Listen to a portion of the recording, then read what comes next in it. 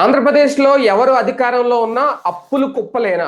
తాజాగా ఆర్థిక శ్వేతపత్రం 2 ఏళ్లకు సంబంధించి విడుదల చేశారు చంద్రబాబు నాయుడు గారు.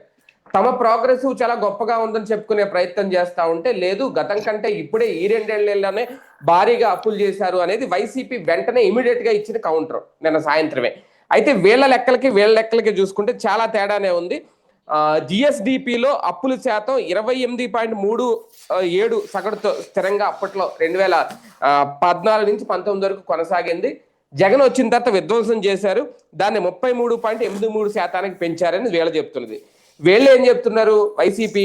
లేదు 2024, 25 లేదంటే 25, 26 అంటే ఈ 2 ఏళ్లలోనే ఏకంగా 36.2% అప్పులు చేసేశారు అనేది సగటున. అంటే అప్పులు ఎవరు ఎక్కువ చేశారు, ఎవరి వల్ల రాష్ట్రం నాశనం అయింది, మూలధన వ్యయం విషయంలో పెట్టుబడులు రాకపోవడం వల్ల ఆంధ్రప్రదేశ్కి జగన్ టైంలో భారీగా నష్టం జరిగింది అనేది కూడా నిన్న బాబు గారు చెప్పిన మాట. వీటన్ని మీద ఒకసారి చర్చించే ప్రయత్నం చేద్దాం. సరే, ఎలా చూడాలి అంటే అప్పుల రికార్డుల్లో పోటీ పడుతున్నారా, లేదు నిజంగా 2 ఏళ్లలో చంద్రబాబు గారు జగన్ తీసుకొచ్చిన నష్టాన్ని 2 ఏళ్లలోనే క్లియర్ చేశారా? నిన్న లెక్క ఎలా చూడాలి? అర్థం కాని మాటలతో, అర్థం కాని సబ్జెక్టుతో, అర్థం కానటువంటి పాఠాలు చెబుతా మన చేతిలో ఉన్న మీడియా ద్వారా ఎట్లా మేనేజ్ చేసుకోవాలన్నటువంటిదే నేను బాబు గారికి సంబంధించినటువంటి శ్వేతపత్రపు యొక్క అర్థం. అంతకుమించి ఏమీ లేదు. బేసిక్గా ఇప్పుడు ఒక్కసారి గుర్తుకు తెచ్చుకోండి, ఇంతకుముందు ఎంత అప్పని చెప్పారు. ఈనాడు ఫ్రంట్ పేజీ బ్యానర్ గుర్తుంది కదా, అప్పట్లో 8 లక్షల కోట్ల 8 ఏంటండి 14.5 లక్షల కోట్లు పురంధేశ్వరి గారు మాట్లాడారు, గుర్తుందా? అంటే యనమల రామకృష్ణుడు గారు అప్పట్లో చెప్పింది 8 లక్షల కోట్లు ఫస్ట్.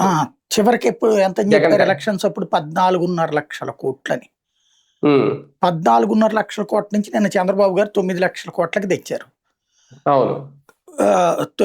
మొన్న బడ్జెట్ లో చూపెట్టేటప్పటికి 7 లక్షల కోట్లు ఉంటాయి. అదే సందర్భంలో ఇప్పుడు వీళ్ళు చెప్పేది 3.5 లక్షల కోట్లు ఒక హమ్మక్కే. చేద్దామనుకున్న అప్పుల్ని కూడా చేసేసినట్టే వీళ్ళు చూపెడుతున్నారు. మెయిన్ ఏంటంటే మనకి ఎకనామిక్స్ అర్థం కాదు జనానికి. మన పార్టీలు నమ్మేవాళ్ళు, మనల్ని నమ్మేటటువంటి వాళ్ళు మనం ఏ అబద్ధాలు చెప్పినా నమ్మేస్తారు. అది తెలుగుదేశానికైనా అంతే ఉంటది, వైసీపీకి అయినా అంతే ఉంటది. దాన్ని అడ్డు పెట్టుకుని చేస్తుంటారు. కాస్త ఇదివరకు సబ్జెక్ట్ ఉన్నటువంటి జేపీ గారు లాంటి వాళ్ళు ఇట్లాంటిది వివరంగా ఎక్స్ప్లెయిన్ చేసేవాళ్ళు, ఏది జెన్యూన్ ఉంటే అది మాట్లాడేవాళ్ళు అప్పట్లో. ఇప్పుడు ఆయన లాంటి వాళ్ళు వివరంగా మాట్లాడటం తగ్గిపోయింది. ఎందుకంటే వాళ్ళని కూడా దూషిస్తున్నారు కాబట్టి. ఎందుకు మనం ఎవరి చేత మనం అంతా నిజం చెప్పి తిట్టించుకోవడం ఎందుకనేసి వాళ్ళు మానేశారు. పత్రికలు ఎప్పుడో చచ్చిపోయినాయి, పత్రికల్లో జర్నలిజం ఎప్పుడో చచ్చిపోయింది. కాబట్టి ఇప్పుడు నిజాలేం లేదు. తెలుగుదేశాన్ని నమ్మేవాళ్ళు అది నమ్మాలి, వైసీపీని నమ్మేవాళ్ళు ఇది నమ్మాలి. ఒకటి ఖాయం, ఏదున్నా సరే జిఎస్డిపిలో ఏదైతే మన దాన్ని ఏమంటారు, మన ఎఫ్ఆర్బిఎం నిబంధనల ప్రకారం చూసుకున్నప్పుడు 3.5% మించి లోన్ తీసుకోవడానికి లేదు. ఒకవేళ ముందుగా మనం తీసేసుకున్నా అంటే మనకిప్పుడు ఫర్ ఎగ్జాంపుల్ ఒక 10 లక్షల కోట్లు ఉందనుకోండి, మనం 3% తీసుకోవాలి. 35,000 కోట్ల రూపాయలు అప్పు తీసుకోవాలి. మనకు వచ్చే అర్హత అది. అదే 20 లక్షల కోట్లు ఉందనుకోండి, 60,000 కోట్లు 70,000 కోట్లు తీసుకుంటాం. వాస్తవంగా 3% ఉండేది. దాంట్లో కొన్ని దాన్ని ఏమంటారు ప్రోత్సాహకాలు ఇచ్చింది ప్రభుత్వం, కేంద్ర ప్రభుత్వం. ఎట్లా అంటే మీరు ఎల్ఈడి బల్బులు ఎక్కువ కంప్లీట్ మెయింటైన్ చేస్తారు, దానికి మీకు ఒక 0.5%. అట్లాగే మీరు అదేది రీసర్వే చేస్తున్నారు, దానికి మీకు ఒక 0.5% అప్పు తీసుకోవడానికి. లేదంటే గనక ఈ మన స్మార్ట్ మీటర్లను తీసుకెళ్తున్నారు, దానికి ఎంత ప్రోత్సాహం, ఇట్లా ఒక దాన్ని ఏమంటారు బెనిఫిట్స్ ఇస్తున్నారు. అంటే ఇది చేస్తే మీకు ఇదనే ప్రోత్సాహకాలు ఇస్తున్నారు. అట్లా తీసుకునే అప్పు కారణంగా జగన్ టైంలో ఓ 0.5% ఎక్కువ తీసుకోవడానికి వచ్చింది అవకాశం. దాంతో పాటుగా కరోనా టైంలో దేశంలో ఆర్థిక వ్యవస్థ అంతా కుప్పకూలిపోయింది కాబట్టి అప్పుడు ఒక 0.5% అప్పు తీసుకోవడానికి అవకాశం ఇచ్చింది కేంద్ర ప్రభుత్వం. ఇవి రెండు అధికారికంగా ఇవ్వబడినవే. ఒకవేళ కనుక నిబంధనల కంటే ఎక్కువ కనుక చేస్తే అప్పుడు కేంద్ర ప్రభుత్వం ఆపేస్తుంది నీ అప్పుని. ఇప్పుడు చంద్రబాబు గారి టైంలో 2019కి ముందు 2018-19లో వైసీపీ బీజేపీ గవర్నమెంట్ అంత గొడవ పడ్డా కూడా ఆ టైంలో ఎఫ్ఆర్బిఎం నిబంధనలకి దాటి ఎక్స్ట్రా తీసుకున్నారు వీళ్ళు కొంత. అదేమన్నారు, నెక్స్ట్ ఇయర్ లో అడ్జస్ట్మెంట్ అన్నారు. నెక్స్ట్ ఇయర్ నువ్వు ఉంటావో లేదో తెలియదు కదా, నువ్వెందుకు మరి నెక్స్ట్ ఇయర్ ని తనఖా పెట్టి తీసుకుంటావు అని అడగల అప్పుడు ప్రభుత్వం. అవును ఇచ్చేసింది. అలా అవును. ఇచ్చిన దాన్ని జగన్ వచ్చాక మినహాయించుకున్నారు. ఉమ్, అప్పుడు జగన్ గిలగల్లాడాడు. వెళ్ళి మోడీ దగ్గర కూర్చుంటే అప్పుడు ఆర్థిక శాఖ పెట్టిన పద్ధతి ఏంటంటే, సరే వాళ్ళది అప్పుడు ఎక్స్ట్రా తీసుకున్న అమౌంట్ ఏదైతే ఉందో అది 5 ఏళ్లకి అడ్జస్ట్ చేయండి, ఏడాదికింతని అన్నటువంటి. తద్వారా ఆ డబ్బులు వాళ్ళు బిగబట్టిన డబ్బులు మళ్ళీ కొంత ఇచ్చి 5 ఏళ్ళు అడ్జస్ట్ చేశారు. అంటే చంద్రబాబు గారి టైంలో ఎక్సెస్ తీసుకున్న దాన్ని వీళ్ళు మళ్ళీ 5 ఏళ్ళు కట్టాల్సి వచ్చింది. అది వీళ్ళకి ఇచ్చే ఎగ్జంప్షన్ కాకుండా చేసుకొచ్చారు. ఇంకొక కాన్సెప్ట్ ఏమొచ్చిందంటే, అప్పుడే బాబు గారి టైంలో ఉన్నటువంటి దాంట్లో కరెంటు విద్యుత్ అప్పుడు బిల్లులు ఎప్పటికప్పుడు మనం దగ్గర కట్టించుకుంటారు కదా, అలాగే ఆ విద్యుత్ ఉత్పత్తి చేసిన సంస్థలకి బిల్లులు రాష్ట్ర ప్రభుత్వం కట్టేయాలి కదా, వీళ్ళు కట్టేవాళ్ళు కాదు. కట్టేయకుండా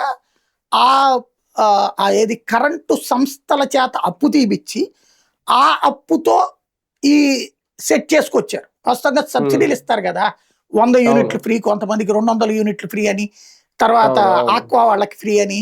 ఇవన్నీ ఏమి ప్రభుత్వపు బడ్జెట్ లోనికి తీసి ఎట్లా సదరు ఎలక్ట్రికల్ సంస్థల నుంచి అప్పు చేయించి తీసుకున్నారు.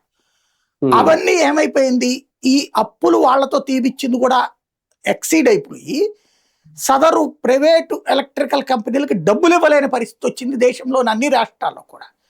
వచ్చేటప్పటికి గతంలో మన దేశానికి సంబంధించిన స్వదేశీ సంస్థలు మన ఎలక్ట్రికల్ డిపార్ట్మెంట్ ప్రొడక్షన్ ఉండేది కాబట్టి వాళ్ళని బెదరేసినో మేనేజ్ చేసినో కోర్టుల ద్వారా దాన్ని ఏమంటారు బ్యాంకుల ద్వారా ఏదో అడ్జస్ట్ చేసుకుంటా సాగుతూ వచ్చారు. కానీ మోడీ సర్కార్ వచ్చాక, అంతకుముందే ఇచ్చారు ఏది ప్రైవేట్ సెక్టార్ని పవర్ ప్రొడక్షన్ రంగంలోకి, కానీ మోడీ సర్కార్ వచ్చాక ప్రైవేట్ ప్రొడక్షన్లో విదేశీ కంపెనీలు విపరీతంగా ఇన్వెస్ట్ చేసి ఆల్రెడీ ఎస్టాబ్లిష్డ్ కంపెనీల్లోకి విదేశీ కంపెనీలు వచ్చి పెట్టుబడులు పెట్టడం బిగినైంది. ఎందుకని, ఇక్కడ ఫిక్స్డ్ ఇన్కమ్ కనబడుతోంది మనకి ఎదురుగుండా. ప్రతి ఇప్పుడు 30 పావలాకు ఉత్పత్తి చేసే కరెంటు ₹1 వస్తుంది, ₹1 పావలాకు ఉత్పత్తి చేసే కరెంట్ ₹2 వస్తుంది. ఇట్లా అంటే ఉజ్జాయింపుగా చెప్తుంది. అంటే ఒక ₹1 పావలాను యూనిట్ కి లాభం మిగులుతున్నప్పుడు ఓవరాల్ గా చూసుకుంటే మెగావాట్లలో భారీగా లాభాలు వస్తాయి కదా. అంటే కళ్ళ ఎదురుగుండా ప్రాఫిట్ కనబడుతున్నప్పుడు ఇన్వెస్ట్మెంట్ పెట్టడానికి ముందుకు వచ్చింది. ఎందుకు, ప్రభుత్వాలతో ఆల్రెడీ ఒప్పందాలు అయిపోయి ఉన్నాయి కాబట్టి. ప్రభుత్వానికి అందులో కూడా రూల్ ఏంటి, they should buy, first private కొనాలి, గవర్నమెంట్ అవసరమైతే ప్రొడక్షన్ ఆపుకోవాలి. ఈ కంపెనీలను ప్రోత్సహించడం కోసం అని చెప్పేసి ముందు వాళ్ళ దగ్గర కొనాలి. ఒకవేళ నువ్వు వాళ్ళ దగ్గర కొని వాడుకోకపోయినా సరే వాళ్ళకి మినిమం సెక్యూరిటీ ఏదైతే నువ్వు 60% 70% అని అగ్రిమెంట్ రాసుకుంటారు, ఆ అమౌంట్ ఇచ్చేయాల్సింది నువ్వు. అది చంద్రబాబు గారి టైంలో కుదుర్చుకున్న ఒప్పందాలు. జగన్ హయాంలో ఏమైందంటే ఇట్లాగా వీటికి డబ్బులు ఒకటి తను వచ్చి ఆపేశాడు, వాటికి బిల్లులు ఆపేసి మీ దగ్గర నుంచి నేను కరెంటు కొనను అన్నాడు. వాళ్ళు కోర్టులకు వెళ్ళారు. కోర్టులకు వెళ్తే కోర్టులు ఒక్కసారి ఒప్పందం కుదుర్చుకున్నాక చంద్రబాబు ప్రభుత్వం నాకు సంబంధం లేదంటే కుదరదు, అది ఎన్నేళ్ళు అయితే ఒప్పందం ఉందో అది మస్ట్ గా అమలు చేసి తీరాల్సిందని కోర్టులు తీర్పిచ్చింది. అప్పటికి 2 ఏళ్ళలో ఏమో అయిపోయింది ఇతను. ఈ 2 ఏళ్లలో ఫ్రెష్ గా వేరే చోట నుంచి కొంటున్నాడు కరెంటు, దీనికి బిల్లులు ఎట్టా కడుతున్నాడు. పైగా ఈ ఆపేసిన వాటికి డబ్బులు కట్టాల్సి వచ్చింది. అంటే ₹100 కరెంటుకి ₹150 డబ్బులు కట్టాం మనం. ఇది మరింత క్రైసిస్ అయింది ఎలక్ట్రిసిటీ డిపార్ట్మెంట్ కి. ఆ టైంలో అదేదో మూలిగే నక్క మీద తాటి పండు పడ్డ చందంగా కేంద్ర ప్రభుత్వం ఏం చేసిందంటే, మీరు బిల్లులు కట్టట్లేదు వాళ్ళకి, ఇది కరెంటు ఉత్పత్తి చేసే సంస్థలకి, కాబట్టి ఇది ఫెడరల్ ప్రజాస్వామ్యం కాబట్టి కేంద్రం నుండి వచ్చే నిధుల్లో కోతకు పెట్టేసేసి వాళ్ళకి ఆ బిల్లులు చెల్లించే విధానం పెట్టింది కేంద్రం. పెట్టేసేసి దానికి ఒక సర్టన్ టైం ఇచ్చింది, 1 year 2 year ఇచ్చేసేసి మొత్తం బిల్లులు మీరు క్లియర్ చేసేయాలి, చేసి జీరో అకౌంట్, ఇక పైన మీరు డబ్బులు ఇచ్చి కరెంట్ తీసుకోండి, లేదా 15 days టైం, 45 days టైం, అంటే ఈ నెలలో మీరు కరెంట్ తీసుకుంటే 45 రోజుల్లో బిల్లు కట్టాలి, లేదా మీ కరెంట్ సప్లై ఆ సదరు సంస్థలు ఆపేస్తాయి, మేము కూడా ఇవ్వం మీకు. అదేది ఇట్లాగా విసిగిచ్చే రాష్ట్రాలకి. అలా కాకుండా మీరు ప్రొడక్షన్ పర్ఫెక్ట్ గా చేస్తారా, మీకు కొంత వెసులుబాటు ఇస్తాం అని చెప్పింది. అప్పుడు ఏమైంది, బాబు గారి టైంలో బకాయి పడ్డ డబ్బుల్ని 30,000 కోట్ల ఎంతో తీసుకోవాల్సి వచ్చింది. కేంద్రం నుంచి. ఉమ్, ఉమ్, మళ్ళీ జగన్ పరిగెత్తుకెళ్ళి అయ్యా మీరు ఒకేసారి 30,000 కోట్లు తీసుకుంటే మేమేం చేయాలి అంటేను దాన్ని ఏడాదికి ఎంత చొప్పున అది రికవర్ చేయమన్నారు. ఉమ్, అది ఇక్కడ అప్పులు పడ్డాయి వీళ్ళకి. ఇది ఓకే. అప్పుడు ఉమ్, జరిగినటువంటి ఇట్లా రకరకాల అంశాలు జరిగినాయి. వీటన్నిటి ఇంపాక్ట్ ఇవే కాదు. ఇప్పుడు కరోనా టైంలో 2 సంవత్సరాల పాటు అసలు చేతిలో పైసలు లేవు అంతా. ఉమ్, వాటి ఉమ్, వల్ల అప్పు ఉంటుంది గ్యారంటీగా. చంద్రబాబు గారి 14-19తో పోల్చుకుంటే ₹1 ఎక్కువే చేస్తుంటాడు జగన్, నో డౌట్ అందులో. కానీ అబ్బా. కరెక్ట్ లెక్క ఉమ్, వాళ్ళు చెప్పరు. అది. ఉమ్, జగన్ చెప్పేది 3.5 లక్షల కోట్లు నేను చేశానంటాడు, లేదా అతను అవును, 8 లక్షల కోట్లు చేశాడని వీళ్ళు అంటారు. అవును. వీళ్ళు చెప్పేది వాళ్ళ హయాంలో 3 లక్షల కోట్లతో కలిపి చెప్తున్నారు. వాళ్ళ హయాంలో ఉమ్, 3.5 లక్షల కోట్లును ఇంకో 1.5 ఉమ్, కోట్లు అడిషనల్ గా కార్పొరేషన్స్ పేరుతో తీసుకున్నారని వాళ్ళు చెప్తారు. అవును. అయితే ఫైనల్ గా వీళ్ళు ఇవాళ చెప్పిన ఫిగర్ 9.5 లక్షల కోట్లు. అంటే ఉమ్, అప్పుడు చంద్రబాబు టైంలో 5 లక్షల కోట్లకు వీళ్ళు 4.5 తీసుకున్నట్టు, లేదా వాళ్ళు 3.5 లక్షల కోట్లు అప్పు చేస్తే వీళ్ళు 5 లక్షల కోట్లు తీసుకున్నారు. కానీ బాబు గారు వచ్చే నాటికే 90,000 కోట్ల అప్పు ఉంది. రాష్ట్ర విభజన నాటికి 90,000 కోట్ల అప్పుతో బిగినయ్యమ్మ స్టేట్. ఉమ్, ఉమ్, ఇవాళకి 9.5 లక్షల కోట్లకు వచ్చింది అన్నటువంటిది బాబు గారు చెప్తున్నారు. అది అవును. అబద్ధం అన్నటువంటిది మొన్నటి బడ్జెట్ లెక్కలను చూపెట్టి వీళ్ళు చెప్తున్నారు.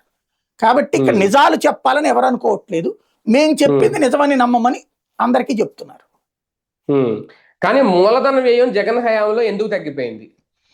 ఎవరు అదే కదా మూలధన వ్యయం జరగాలంటే అక్కడ చేతిలో పైసలు ఉన్నారు కదా. ఇప్పుడు అంటే చివరి ఒకటి 2 ఇందులో. ఏళ్ళు మూలధన వ్యయం పెరిగింది. అవును. ఫస్ట్ 3 ఏళ్లలో వచ్చేటప్పటికి నేను ఇంతకుముందే చెప్పాను కదా, కరోనా ఉమ్, కరోనా ఉమ్, టైంలో మూలధనం ఏం పెట్టడానికి ఏడ ఉంది, ముందు అసలు ఇవ్వడానికే డబ్బులు లేకపోతే జనం దగ్గర. ఉమ్, ఉమ్, ప్రభుత్వం దగ్గర డబ్బులు అసలు ఆ 2 ఏళ్ళు 10 పైసలు లేదు కదా. పైగా ఉమ్, సంక్షేమం అవును. ఇచ్చుకోవాల్సి వచ్చింది. ఎందుకని ఉమ్. ఇళ్లలో కూర్చున్నోడికి తిండి పెట్టాలి కదా, బియ్యం చేసిన ఇప్పించడమా. అప్పులు కూడా సంక్షేమానికే సరిపోయినాయా? మరి అంతే కదా. అప్పుడు ఆ ఉమ్, మొదటి 3 ఏళ్ళని కౌంట్ చేయడానికి లేదు అక్కడ. ఉమ్, లాస్ట్ 1 ఇయర్ మళ్ళీ ఎలక్షన్స్ గోల. 1 అవును. సంవత్సరంన్నర కరెక్ట్ గా పరిపాలన చేయడానికి అవకాశం వచ్చింది అతనికి. ఉమ్, అతని కర్మ ఏంటంటే ఆ టైంలో కరోనా. అది ఉమ్, ఉమ్. కరోనా మొత్తం.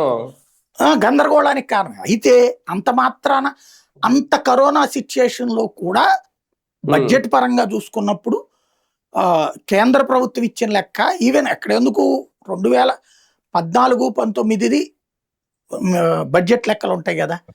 అవును. మనకి ఇవన్నీ ఏంటంటే నోటుతో చెప్పేది ఒకటి, పేపర్ మీద ఒకటి చూపెడుతున్నారు. ఉమ్, బడ్జెట్ లెక్కల్లో చూపించమనండి అప్పులు. ఉమ్, 19-24 మధ్యలో చంద్రబాబు గారు చేసిన అప్పుల గురించి వీళ్ళు రాస్తారు కదా. అవును. అట్లాగే 24 తర్వాత వీళ్ళు రాస్తారు కదా అప్పులు. గతంలో ఉమ్, 19-24లో ఎంత చేశారన్నది వీళ్ళ బడ్జెట్ లో పెడతారు కదా. ఉమ్, ఇప్పటికి ఎంత అప్పు ఉంది అనేది మొన్న ఫైనాన్స్ మినిస్టర్ పెట్టినటువంటి ఇది ఉంటది కదా, ఉమ్, ఉపన్యాసం కాదు, అంకెలు ఉమ్, ఉంటాయి. ఉమ్, ఉపన్యాసాల్లో అవును. సొల్లు ఏమైనా రాయొచ్చు మనం, అవును. అంకెలు ఉంటాయి. ఉమ్, దాంట్లో చూపించమనండి. ఉమ్, 14.5 లక్షల కోట్లని పేపర్లను మోసం చేశారు, జనాల్ని మోసం చేశారు. ఉమ్, అంత నిజంగా ఉంటే గనక ఇప్పుడు మరి వీళ్ళు అబద్ధం చెప్పినట్టే కదా. అప్పుడు వీళ్ళు అప్పుతో కలిపి ఇప్పుడు 16.5 లక్షల కోట్లు 18 లక్షల కోట్లు అవ్వాలిగా లెక్క ప్రకారం అయితే. అంతే కదా. అవును. మరి ఎందుకు అబద్ధాలు చెప్తున్నారంటే మనకి చదువుకున్న మూర్ఖత్వం ఎక్కువ ఉంది. మా నాయకుడు ఉమ్, చెప్పేది కరెక్ట్ అని నమ్ముతాం మేము అనేది. ఉమ్, చదువుకున్న ఉమ్, వాళ్ళు వీళ్ళు. అంటే ఉమ్, విద్య వేరు, విజ్ఞానం వేరు. విజ్ఞానం ఉమ్, కొరవడినటువంటి విద్యతో మనం అల్లాడుతున్నాం ప్రస్తుతం. అందుకే ఇట్లాంటి ఉపన్యాసాలు వింటా ఉంటాం అటైనా ఇటైనా. ఉమ్. సార్, ఒకటి సంక్షేమం విషయంలో వీళ్ళు ఇచ్చుకుంటున్న ప్రోగ్రెస్, లేదంటే వీళ్ళు చెప్తున్నది దాదాపు 1.5 కోట్ల వరకు ఈ 2 ఏళ్లలో ఖర్చు చేశాము అనేది, దాని ప్రకారం చూస్తే జగన్ కన్నా ఎక్కువ ఖర్చు పెడుతున్నట్ట నిన్న ఆయన అది చెప్పినట్టు? అంటే బేసిక్ గా ఆయన ఆ మాట అనాలి కదా. ఆయనే ఉమ్. 2 ఇంకా చేయలేకపోతున్నామని చెప్పారు కదా, అంటే 2 పథకాలే ఆయన. ఆలోచిస్తున్నామని. మరి అదే కదా, ఈ 2 కదా మెయిన్ పథకం ఉమ్, ఏంటది, మహిళలకు ఉమ్. 1500. జగన్ పెంచాము. టైంలో అయితే ఫస్ట్ ఏడాది నుంచినే అమలు చేసుకొచ్చాడు కదా. ఉమ్, ఇక్కడ 2 అమలు చేయలేకపోయామని ఆయనే చెప్తున్నారు. ఉమ్, ఇంకోటి, నోటితో నేను అందరికంటే ఎక్కువ ఇచ్చానని చెప్పచ్చు, అవును. చేతలతో కౌంట్ కనబడుతుంది కదా. ఇప్పుడు ఉమ్, మొదటి ఏడాది నుంచి మహిళలకి ఆ 18,000 డ్వాక్రా రుణమాఫీ డబ్బులో పింఛన్లు పెంచడం అనేది చంద్రబాబు గారు కూడా చేశారు, నో డౌట్. ఉమ్, తల్లికి అవును. వందనం ఆయన చేశాడు. ఈయన విద్యా దీవెన అన్నటువంటిది మొదటి ఇయర్ చేయలే. అసలు వీళ్ళు మొదటి ఏడాది ఒక్క పథకం కూడా అమలు చేయలేదు కదా. ఉమ్, ఇయరే కదా చేసుకొచ్చింది, లాస్ట్ ఇయరే కదా చేసుకొచ్చింది. దీపం అవును. పథకం లాస్ట్ క్వార్టర్లో ఒక్క బండి ఇచ్చారు అప్పుడు ఉమ్, ఫస్ట్ ఇయర్. ఉమ్, ఉమ్, తల్లికి వందనం ఇవ్వలేదు, అదేది పెన్షన్లదంటే ఇప్పటికి కూడా లేదనుకోండి కొత్తవి. అప్పుడు వీళ్ళు రాగానే చేసిన ఏకైక విషయం పెన్షన్ 1000 రూపాయలు పెంచడం. ఉమ్, అట్లాగే అప్పుడు 3 నెలలు ఇస్తానని చెప్పి 7000 చేతికి ఇవ్వడం. ఉమ్, అది వరకే చేశారు ఫస్ట్ ఇయర్. వీళ్ళు ఉమ్, సరిగ్గా చేసిన సంక్షేమం ఒక్క ఏడాది, ఉమ్, ఇప్పుడు ఉమ్, 2వ ఏడాది చేస్తున్నారు. తల్లికి వందనం 2వ సారి వేశారు, అంతే కదా. ఉమ్, అవును అంతే. మొదటి ఏడాది ఏమీ చేయలేదు. పైగా ఫీజు రియంబర్స్మెంట్ ఆరోగ్యశ్రీలు అప్పట్లో ఇలాంటి క్రైసిస్ రాలా. జగన్ వచ్చాక ఓకే. కరోనా ఉమ్, అయిపోయాక వచ్చింది క్రైసిస్, ఉమ్, కరోనా అవును. తర్వాత వచ్చింది క్రైసిస్. లాస్ట్ ఉమ్, 1.5 years సఫర్ అయ్యాడు జగన్. వీళ్ళు ఉమ్, ఫస్ట్ ఏడాది నుంచి ఇప్పటిదాకా ఇవ్వట్లేదు కదా ఫీజు రియంబర్స్మెంట్ ఆరోగ్యశ్రీలన్నీ బకాయిలే ఉన్నాయి కదా. మరి ఇంకేం అవును. సంక్షేమం చేసినట్టు నాకు అర్థం కాల. నోటితో లెక్క ఉమ్, చెప్తున్నారు కానీ ఉమ్, 1,45,000 కోట్లు అన్నారు. ఏం సంక్షేమం చేసినట్టు 1,45,000 కోట్లు? పెన్షన్ ఉమ్, తప్ప, గ్యాస్ బండ, తల్లికి వందనం, ఉమ్, ఎనఫ్, ఇంతే. ఉమ్, హైయెస్ట్ అంతకంటే అని చెప్తున్నారు, నమ్మాలి మనం. ఉమ్, అంతే. రైట్ సార్, ఫైనల్ గా ఇప్పుడు పెట్టుబడుల విషయంలో జగన్తో కంపేర్ చేస్తే ఈ 2 ఏళ్లలో వచ్చిన పెట్టుబడుల ద్వారా అదే ఒక సంపద సృష్టికి మార్గమా? ఈయన చెప్పారు ఒక ఎన్నో కీలక సూత్రాలు ఉన్నాయి, అందులో ఇదొకటి. మొత్తం 5 సూత్రాలు ఎన్నో చెప్పుకొచ్చారు. పెట్టుబడులను ఆకర్షించడం ద్వారా దాదాపు పర్యాటక రంగాల ద్వారానే 28 పెట్టుబడిదారులు అనుకూల విధానాలు అమలు చేశారట. దాంతోనే భారీగా రాబోతుంది సంపద సృష్టి అని. అదేనా ఆయన భవిష్యత్తులో ఇంకా? 2014-19లో కూడా అదే చెప్పారు. ఉమ్, తర్వాత ఏమైపోయినాయి, ఎన్ని వెళ్ళిపోయినాయి ఇది ఉమ్, అంటే వెళ్ళిపోయినాయి అని చెప్తారు. నేను చెప్పాను ఉమ్, కదా, మన రాష్ట్రంలో చదువుకున్నటువంటి వాళ్ళ దగ్గర విజ్ఞానం లేకపోవడం వస్తున్న సమస్య. చెప్పినవి వింటుంటాం ఉమ్, మనం. ఇప్పుడు ఆ, గూగుల్ డేటా సెంటర్ వస్తే లక్షలాది ఉద్యోగాలు వస్తాయి అనేది ఊహ. ఉమ్, భవిష్యత్తులో ఇక్కడ డేటా సెంటర్ ఉంది కాబట్టి ఇక్కడికి వచ్చి మేము వ్యాపారం ఇక్కడే పెట్టుకుంటాములే అనుకుని ఎవరన్నా ఇక్కడికి వచ్చి ఆఫీసులు పెడితే అప్పుడు వస్తుంది. ఉమ్, అంతే తప్పించి గూగుల్ డేటా సెంటర్ మీద అయితే ఈడ్చిపెడితే అంత 200 ఉద్యోగాలు రావు. అవును. కానీ దగ్గరగా ఒక 20,000 ఎకరాల జనాల వ్యవసాయం అయితే పోతుంది అక్కడ. ఉమ్, 20,000 ఎకరాల మీద ఆధారపడ్డటువంటి రైతులు అయితే పోతారు అక్కడ బేసిక్. అవును.